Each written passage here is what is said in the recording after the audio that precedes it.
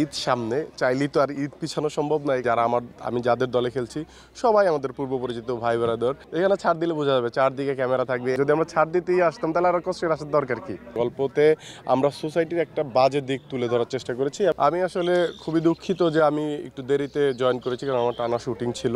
এবং যেহেতু ঈদ সামনে, চাইলেই তো আর ঈদ পিছানো সম্ভব নয়, কারণ আমার শুটিং শিডিউলগুলো অনেক আগে থেকে দেওয়া ছিল। সো আজকে প্রথমবারের মতো অফিসিয়ালি প্র্যাকটিসে জয়েন করলাম। আমি জানি না কয়টা ম্যাচ খেলতে পারবো, আদৌ খেলতে পারবো কিনা, কারণ আমার একটু শুটিংয়ের ঝামেলা আছে। তবে খুব এনজয় করছি, কারণ যাদের সাথে খেলছি, আমি যাদের দলে খেলছি সবাই আমাদের পূর্ব পরিচিত ভাই ব্রাদার। সো এইরকম একটা মিলন মেলাতে অংশগ্রহণ করতে পারে ভালো লাগতেছে।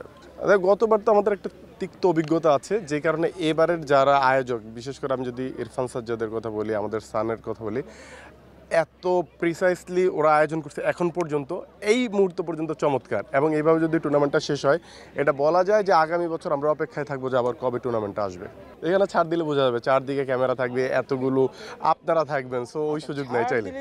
না, ছাড় দিতে চাই না, আসলে আমরা ছাড় দিতে চাই না। কারণ হচ্ছে হলো খেলা মানে হচ্ছে খেলা। এখানে কম্পিটিশন না থাকলে যদি আমরা ছাড় দিতেই আসতাম তাহলে আর কষ্টের আসার দরকার কি?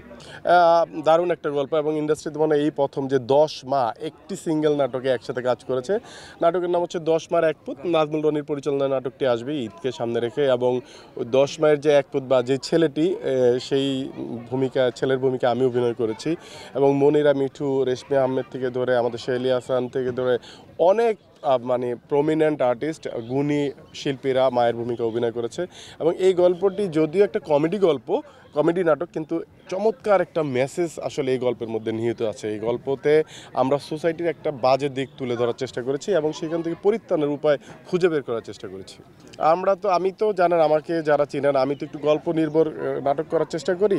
তো সেম এইটাও একটা চমৎকার গল্প নির্ভর নাটক। আশা করি দর্শক হতাশ হবে না।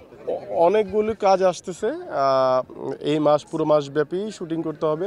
সো এখন পর্যন্ত নামগুলো বলতে চাচ্ছি না, আসলে আপনারা দেখতে পারবেন। কারণ কোনোটা হয়তো দেখা যায় যে ঈদের পরে আসবে, কোনটা আগে আসবে, যে কারণে নাম বলতে চাচ্ছি না। আসলে তো আপনারা জানবেনই সবাই।